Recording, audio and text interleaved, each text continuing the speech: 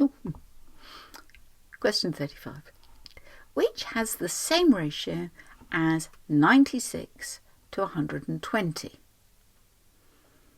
Well, if I was a guessing woman, I would say 3 to 4. But I think it looks about 3/4-ish. Shall we try it and see? Right. Well, let's have a look.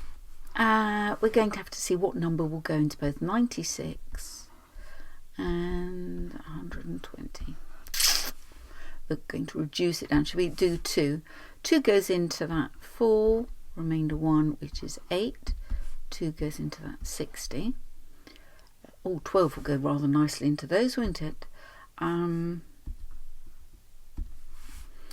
will go into that 4 times. 12 will go into that 5 times. I was wrong. It's 4 to 5. And that, my darling children, is why we use written workings.